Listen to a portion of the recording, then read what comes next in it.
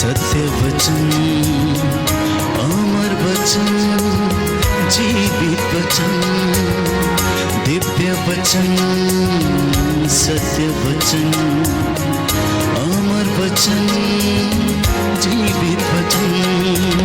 साई दा बाबा बनी दा बाबा बगरे रे सनी रे सनी रे सनी रे सनी रे सा।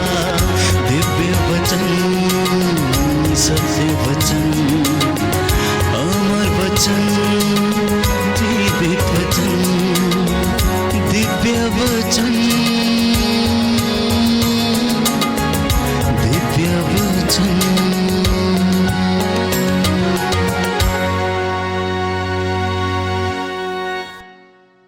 पवित्र शास्त्र हमें बताता है कि प्रभु ये कहता है कि मेरी वाणी हथौड़े के जैसी है, जो चट्टान पर पड़ते ही उसे टुकड़े टुकड़े कर देती हैं।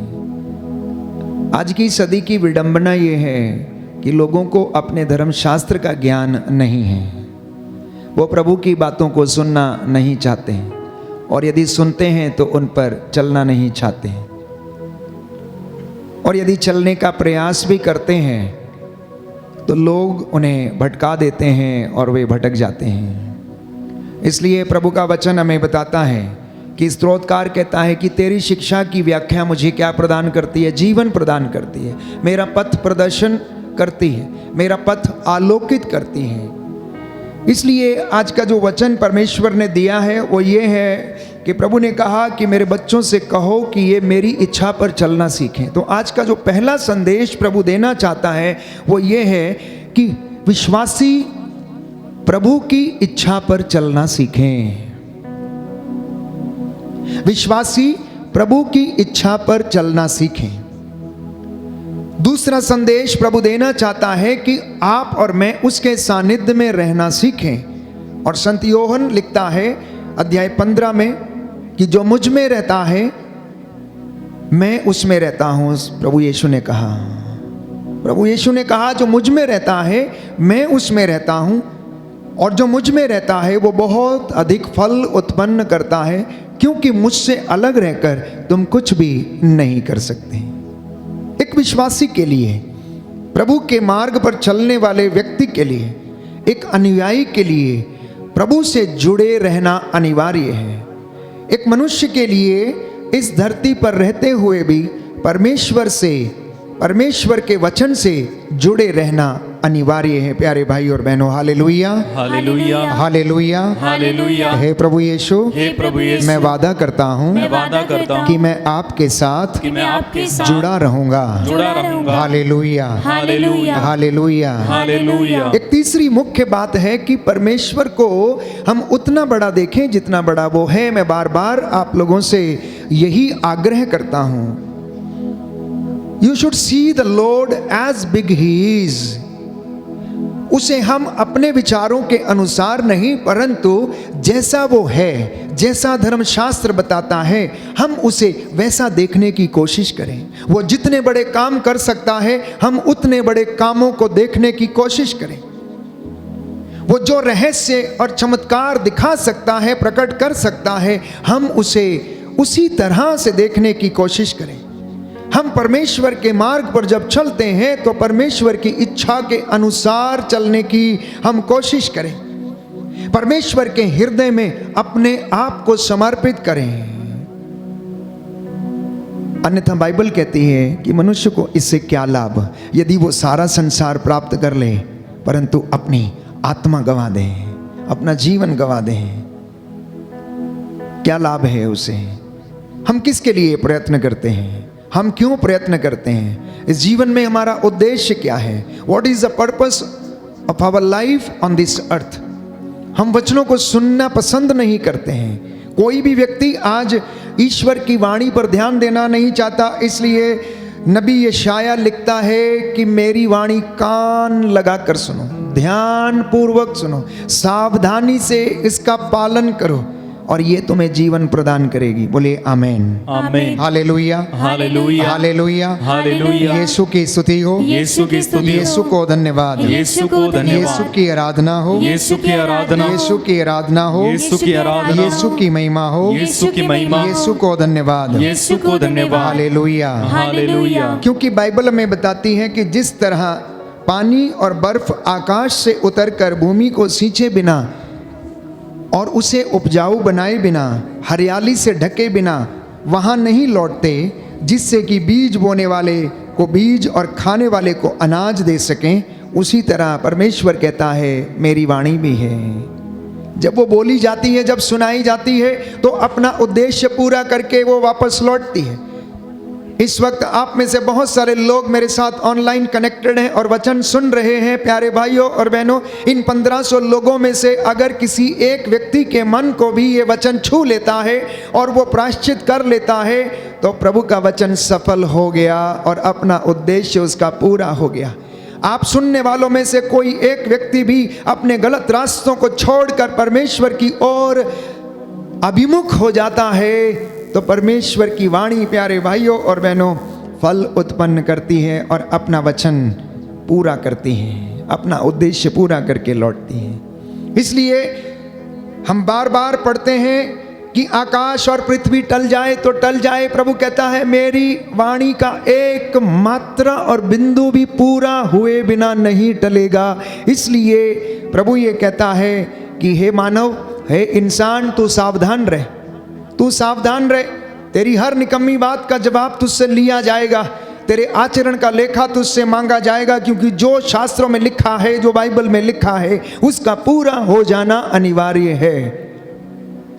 अगर बाइबल में यह लिखा है प्रकाशित वाक्य में कि तेरे कर्मों के अनुसार तेरा न्याय किया जाएगा, तो ये सत्य है और ऐसा ही होगा। जीवन की पुस्तक खोली जाएगी और हमारे सामने पढ़ा जाएगा, हमारे अच्छे और बुरे कर्मों को पढ़कर सुनाया जाएगा। ये परम सत्य है, क्योंकि ये पवित्र बाइबल का वचन है, ये पूरा हुए बिना नहीं टलेगा। यीशु ने यदि कहा कि मैं तुम्हें जीवन दूंगा, जो मेरे पास आएगा अंधकार में नहीं भटकेगा, तो ये भी परम सत्य है, क्योंकि उसने कहा मार्ग, सत्य और जीवन मैं हूं।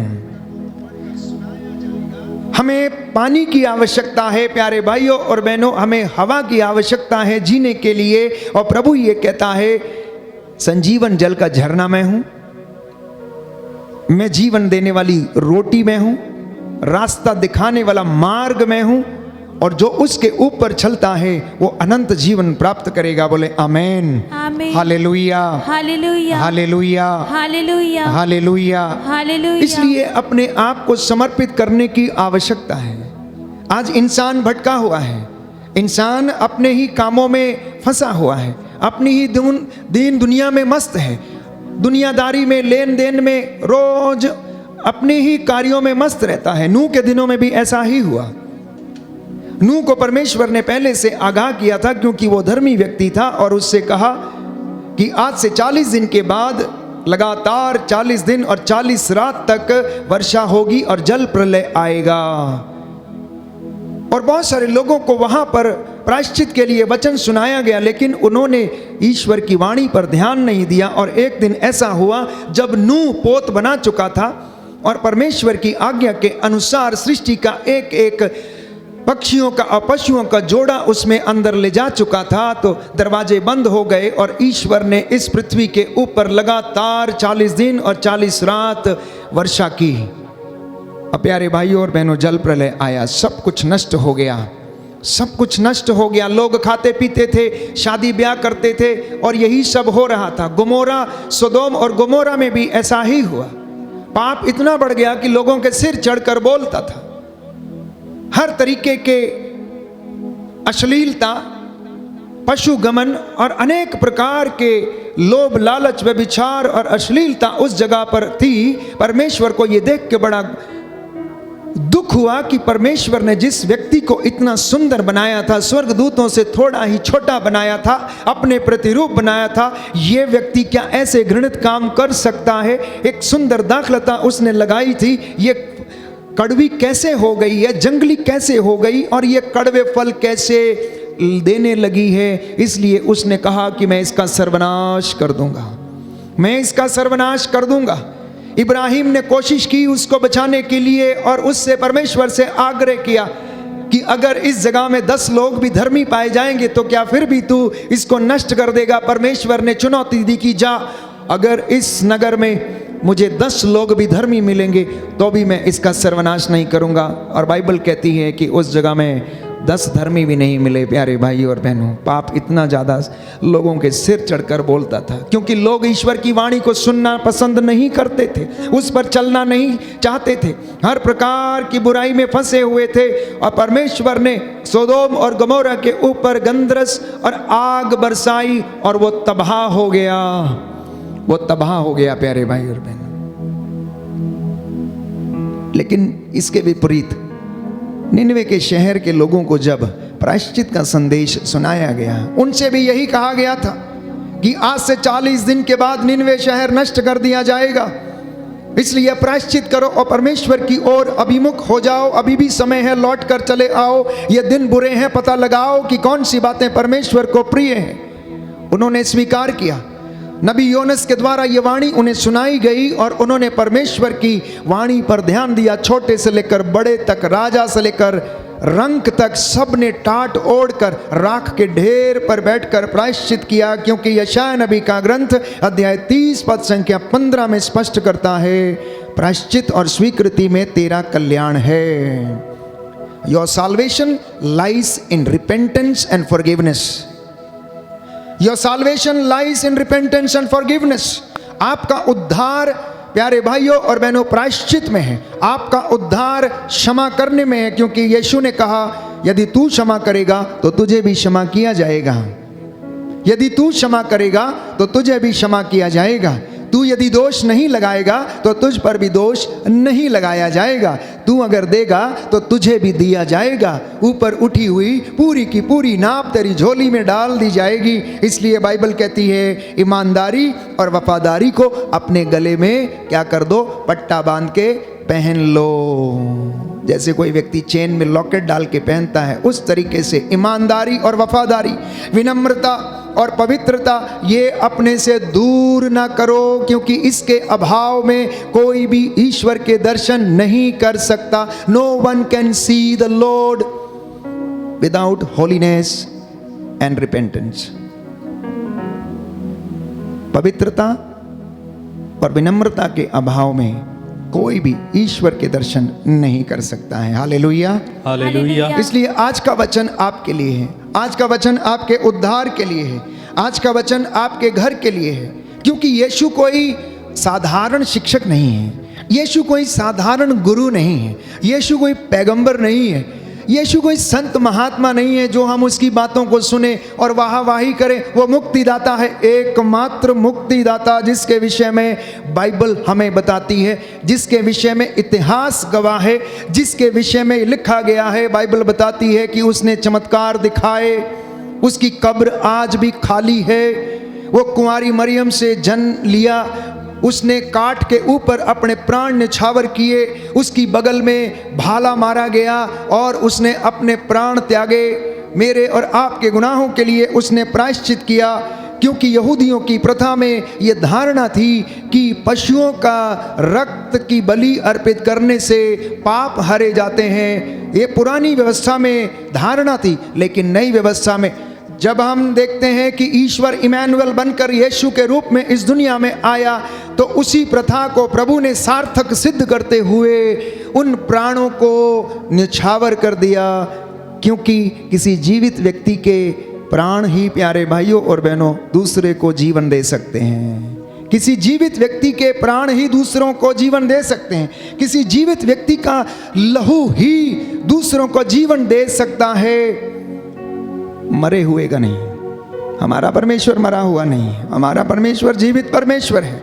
बाइबल हमें बताती है कि बकरों और सांडों का रक्त पापों को नहीं हर सकता है, बकरों और सांडों का रक्त पापों को नहीं हर सकता है। ये यहूदियों की धारणा थी, उनकी प्रथा थी। पुरानी व्यवस्था में हम पढ़ते हैं, इसलिए वे लोग याजकों के पास जाकर इस तरीके के बलिदान दिया करते थे। और जब बलि चढ़ाई जाती थी प्यारे भाइयों और बहनों, तो याजक उस मेमने का रक्त लेकर लोगों पर छिड़कता था। अब वो रक्त यीशु मसीह का सारी दुनिया के ऊपर छिड़का गया है, केवल एक व्यक्ति के ऊपर नहीं, केवल मसीहों पर नहीं, लेकिन हर उस व्यक्ति पर जो उस पर ईमान लाएगा, सबके लिए उसका लहू जो है वो बहा दिया गया। बोलिए आमेन, amen, hallelujah, hallelujah, hallelujah, hallelujah. Yeshu की स्तुति हो, यीशु की स्तुति यीशु को धन्यवाद, यीशु को यीशु धन्यवाद, की आराधना हो, यीशु की यीशु आराधना की महिमा हो, यीशु की महिमा यीशु को धन्यवाद, यीशु को धन्यवाद, हालेलुया, हालेलुया। इसलिए हम बाइबल में पढ़ते हैं कि प्रभु यीशु ईश्वर का पुत्र है। वो आदि है, अंत है, अल्फा है, ओमेगा है। ईश्वर ने उन्हें धरती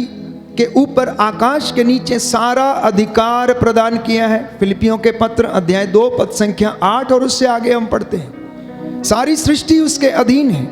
उसे जीवन, मृत्यु और भाग्य पर, वर्तमान पर, भूतकाल पर, सृष्टि पर, स्वर्ग पर, पृथ्वी पर, सब कुछ पर अधिकार परमेश्वर ने उसे दिया है। लेकिन फिर भी उसने उसकी बराबरी नहीं की।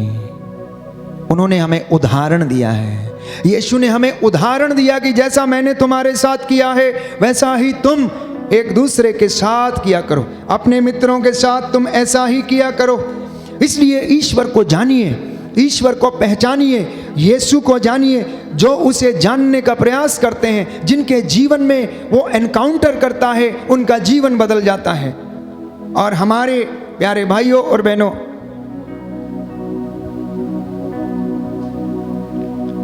हमारे जीवन में हम देखते हैं कि ऐसे कई लोग हैं जिनका जीवन परमेश्वर ने बदल दिया। और उनमें से एक साधु सुंदर सिंह की हम बात करते हैं, जिनका कि जीवन बदल गया जब उन्होंने यीशु मसीह को जानना चाहा, देखना चाहा, उनके विषय में जानना चाहा, उस खोज को करना चाहा, उस मुक्ति को प्राप्त करना चाहते थे जो अन्यत्र उन्हें कहीं ना मिली। और यीशु ने उन्हें अपना अनुग्रह प्रदान किया, अपना अनुभव उन्हें प्रदान किया और उनका पूरा जीवन बदल गया। बाइबल में हम पढ़ते हैं कि जक्कैउस के विषय में, जब उसने यीशु को मिलना चाहा, देखना चाहा, तो उसका जीवन बदल गया। प्यारे भाइयों और बहनों, यीशु इस दुनिया में इसलिए आया कि आपका और मेरा जीवन बदल जाए। यीशु इसलिए इस दुनिया में आया कि हम सत्य को जान जाएं। यीशु इसलिए इस दुनिया में आया कि हम सत्य को जानें और सत्य हमें स्वतंत्र करे। यीशु इसलिए इस दुनिया में आया ताकि मैं और आप पाप की गुलामी से आज़ाद रहें, शैतान का हमारे ऊपर कोई वश ना चले। और इसलिए बाइबल कहती है कि उसने मौत पर फतह पाया, उसने क्रूस पर अपने प्राण निछावर कर दिए। इसलिए संत पौलुस कहता है, ओ मृत्यु कहाँ है तेरी विजय, कहाँ है तेरा दंश? क्योंकि इस दुनिया का सबसे कड़वा सच जो है वो मृत्यु है।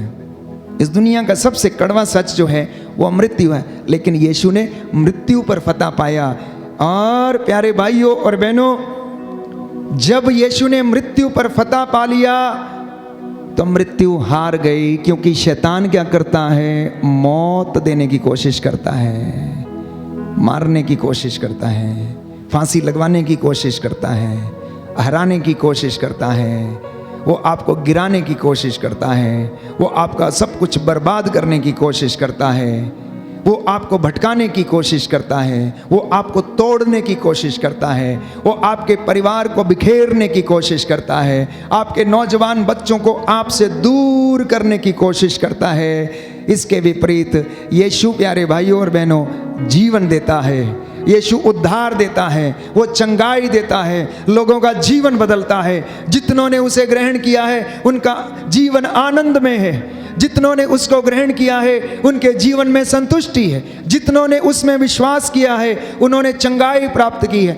जितनों ने उसके वचनों को सुना है उतनों ने प्यारे भाइयों और बहनों वो आत्मा में जीवन बिताते हैं। और जो आत्मा में जीवन बिताते हैं उन्हें किसी बात की कमी नहीं है। इसलिए हम ना केवल किताबी ज्ञान के द्वारा यीशु को समझने का प्रयास करें, परंतु प्रैक्टिकल नॉलेज में भी, हम रोजमर्रा की जिंदगी में भी यीशु को अनुभव करने की कोशिश करें। अपने हर छोटे बड़े काम में, चाहे वो बिजनेस हो, चाहे वो अन्यत्र किसी जगह पर भी आप काम करते हो, छोटा काम हो बड़ा काम हो, उस जगह पर हम प्रभु के जैसे काम करने का प्रयास करें, उसके जैसे हम बनने का प्रयास करें, यीशु की कृपा में बढ़ने का प्रयास करें। हर दिन अपने आप को कोशिश करें ये देखने के लिए कि बाइबल हमें बताती है कि हमारा कृपा का स्तर जो है वो बढ़ता जाए, हमारी कृपा का स्तर जो है वो बढ़ता जाए। तो इससे हमें पता लगेगा कि हम परमेश्वर के अनुग्रह में बढ़ रहे हैं। लेकिन अगर हमारे जीवन में ये फल दिखाई नहीं देता है तो वास्तव में हम अनुग्रह में बढ़ नहीं रहे हैं। इसलिए प्यारे भाइयों और बहनों, रोज़मर्रा की ज़िंदगी में यीशु की बातों को अनुभव करने का, उसकी कृपा में बढ़ने का प्रयास करें। Hallelujah, hallelujah. यीशु की स्तुति हो, यीशु की स्तुति यीशु हो। को धन्यवाद, यीशु को धन्यवाद। यीशु की आराधना हो, यीशु की आराधना हो। यीशु की महिमा हो, यीशु की महिमा हो। यीशु को धन्यवाद। यीशु को तो सबसे धन्यवाद। पहली बात, प्रभु की वाणी पर ध्यान दें, प्रभु की वाणी पर ध्यान दें। जब हम उसकी वाणी को सुनते हैं तो वो हमें जीवन में आत्मा से भरपूर करती है और हमें जीवन प्रदान करती है। क्योंकि लिखा है यशायाह नबी का ग्रंथ अध्याय 55 पद संख्या 3 में, कान लगाकर सुनो और मेरे पास आओ, मेरी बातों पर ध्यान दो और तुम्हारी आत्मा को जीवन प्राप्त होगा। कहता मेरी बातों पर ध्यान दो और तुम्हें क्या होगा? जीवन प्राप्त होगा।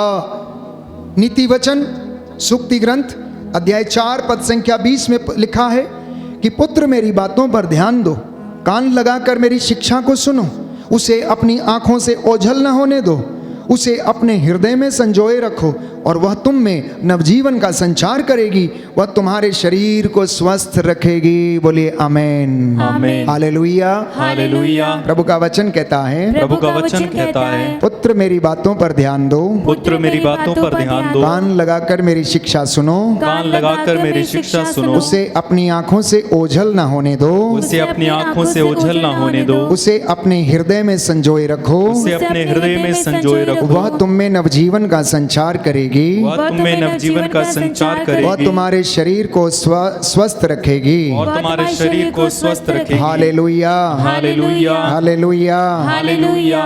कितनी अच्छी बात है, कितना सुंदर मंत्र है।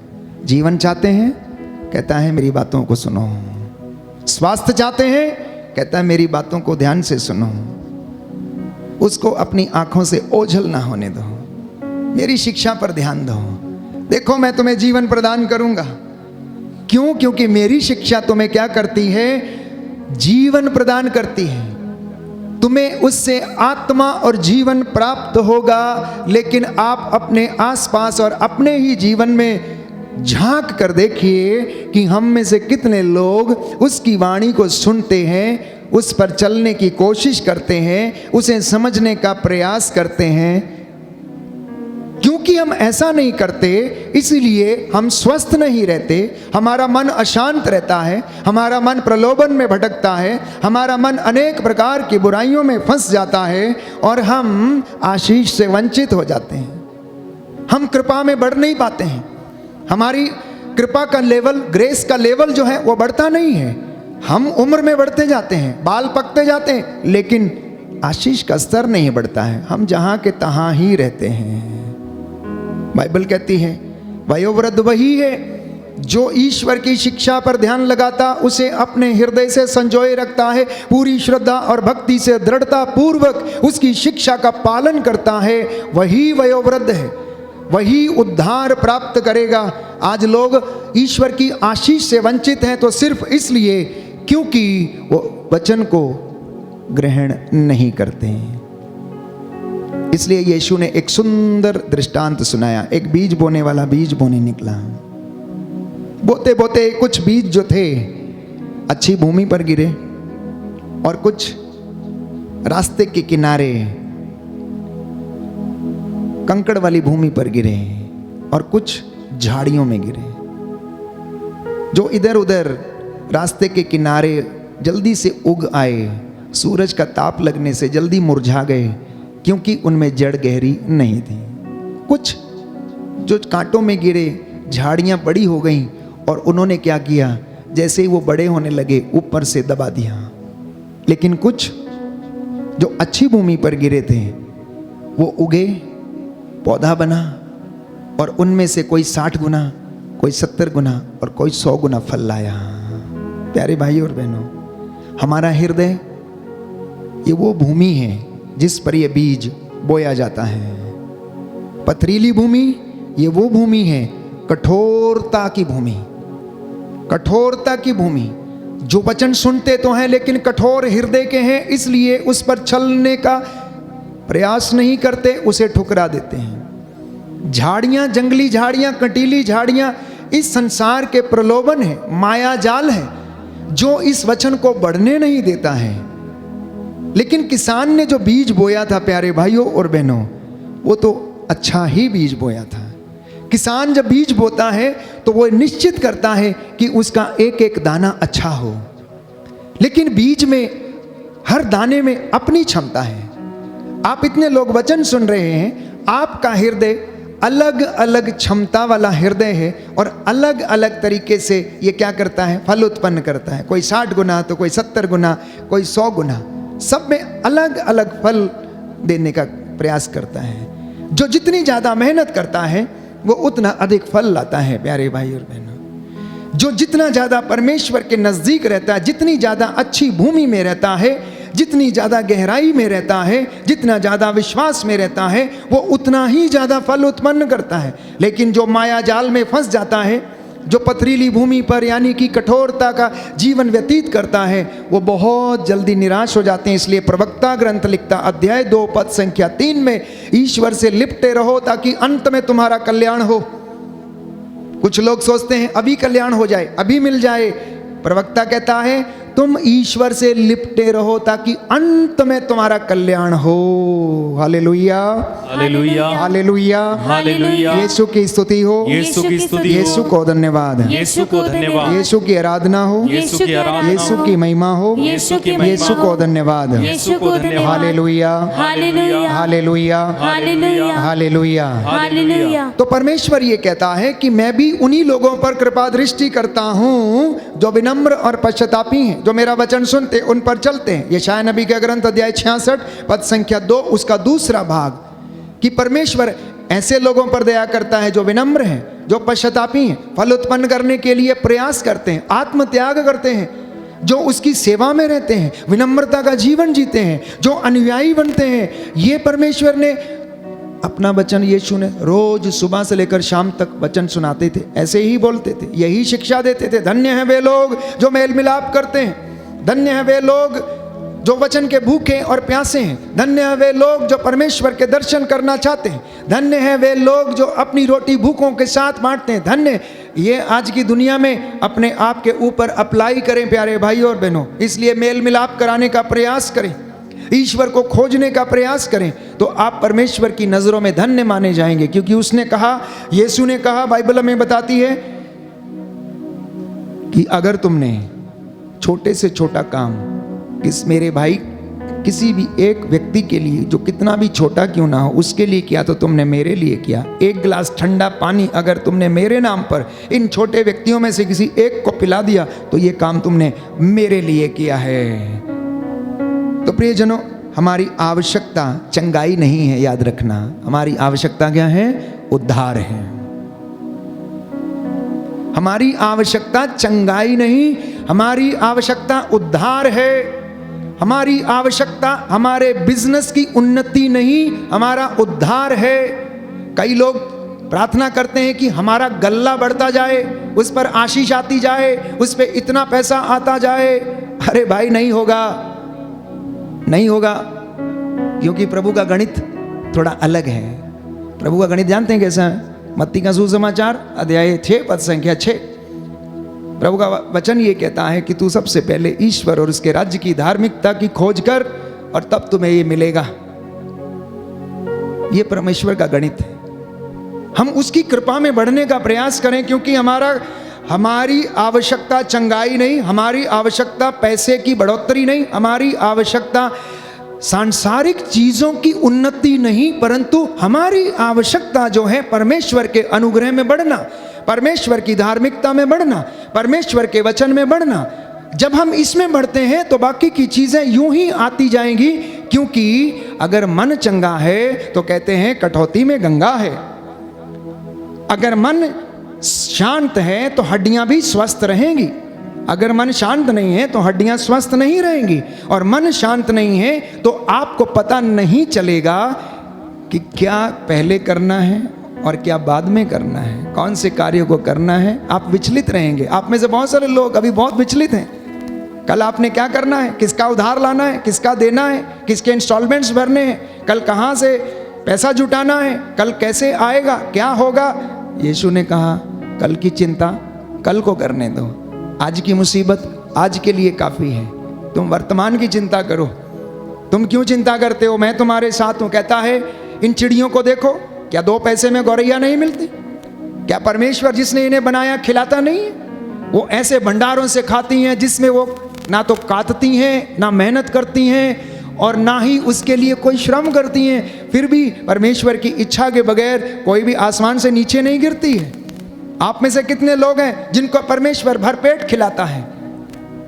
आप में से कितने लोग हैं आपकी दुकानदारी जो है बहुत अच्छी चलती है, परंतु आपकी सोच जो है वो तो ये है कि मुझे बहुत मिल जाए। जिस दिन बहुत मिल जाएगा उस दिन आप परमेश्वर से दूर चले जाएंगे। इसलिए वो आपको उतना ही देता है जितना कि आपके लिए ज़रूरी है। इसलिए एक सुंदर उदाहरण मैंने आपको दिया था। जब जक्कैउस के विषय में पढ़ते हैं तो जक्कैउस को याद आया कि उसके लिए कितना पर्याप्त है। उसने कहा मैं अपनी संपत्ति का आधा भाग बेचूंगा और गरीबों में बांटूंगा, क्योंकि उसकी मुझे आवश्यकता नहीं है, वो व्यर्थ में मैंने अपने घर में रखा हुआ है। उसके बाद जिसका मैंने लिया है उसको 4 गुना वापस करूंगा। तो अगर उसके पास 100 रुपये थे तो उसने 50 रुपये क्या कर दिया, गरीबों में बांट दिए। उसके बाद उसने 4 गुना लोगों को लौटाया, मतलब 40 रुपये और क्या कर दिए, लोगों को 4 गुना लौटा दिए। अब कितने बचे उसके पास? 10 रुपये, जो उसके लिए पर्याप्त थे, जो उसके सुकून के लिए पर्याप्त थे, जो उसकी शांति के लिए पर्याप्त थे, जिसमें उसे चैन आया। अब वो शांति की नींद सो सकता था। अब उसे रोज पैसे गिनने की आवश्यकता नहीं थी, किसका कितना मूल, कितना ब्याज, किससे कितना लेना है, कितना क्या करना है। रोज रात को उसे लिस्ट बनाने की ज़रूरत नहीं थी। मैं ये नहीं कहता कि प्लान नहीं करना चाहिए, आप योजना बनाएं। बाइबल कहती है सफलता परमेश्वर पर निर्भर है। योजना बनाइए लेकिन प्रभु के अनुग्रह में रहकर बनाइए। आप प्लानिंग कीजिए, परमेश्वर से पूछ के कीजिए। आप अपनी योजनाओं को सार्थक सिद्ध करना चाहते हैं, बशर्ते कि परमेश्वर आपके साथ है और वो वादा करता है अगर तू मेरे साथ रहेगा तो मैं भी तेरे साथ रहूँगा, अगर तू मुझ में रहेगा तो मैं तुझ में रहूँगा। देख मैं तेरे घर के सामने तेरे द्वार पर खड़ा हूँ, खटखटा रहा हूँ, तू द्वार खोलेगा तो मैं तेरे घर में प्रवेश करूँगा। बोलो amen, amen, hallelujah, hallelujah, hallelujah, hallelujah, hallelujah, hallelujah. तो इसलिए वचन सुनते रहिए और उस पर चलने की कोशिश कीजिए। हमारा जीवन जो है ये एक तपस्या है। हमारा जीवन ये तपस्या है। अनुग्रह कमाना एक दिन का काम नहीं है, इसके लिए तपस्या करनी है। हर दिन अपने आप को ट्रेन करना है। Every day we need to train ourselves to receive the anointing. दूसरी बात, नित्य प्रतिदिन धन्यवाद और प्रायश्चित के निवेदन प्रभु को आप लोग समर्पित करते रहें। और चौथी बात मैंने आपसे कही कि परमेश्वर के अनुग्रह में आप बढ़ें और उसको अनुभव करें। और मैंने आपसे कहा कि परमेश्वर की इच्छा पर आप लोग चलने का पूरा प्रयास करें। 5वीं बात, प्रभु के सानिध्य में रहने की कोशिश करें। 6वीं बात, परमेश्वर को ऐसा देखें जैसा वो है। और 7वीं बात, अपने आप को ईश्वर को समर्पित करें, अपने परिवार को समर्पित करें, क्योंकि हम उसके बिना अधूरे हैं। क्योंकि यीशु ने कहा मुझसे अलग रहकर तुम कुछ भी नहीं कर सकते। 8वीं बात, ईमानदारी और वफादारी को आप अपने गले में पहन लें। 10वीं बात, 9वीं बात, प्यारे भाई और बहनों, प्रभु का घर बनाते जाइए। जैसा वो चाहता है वैसा करते जाइए और आपका घर भी बनता जाएगा। और जैसा आप चाहते हैं आपकी योजना को भी वो पूरा करता जाएगा। आमीन। पवित्र आत्मा ने हमें इस वचन को सुनने और समझने का वरदान दिया है। व्यवहारिक शिक्षा, आध्यात्मिक शिक्षा, वचन में बढ़ने की शिक्षा, परमेश्वर का अनुग्रह प्राप्त करने का ज्ञान प्रभु ने हमें दिया है। आइए हम धन्यवाद करें, प्रभु हमें आशीष प्रदान करें।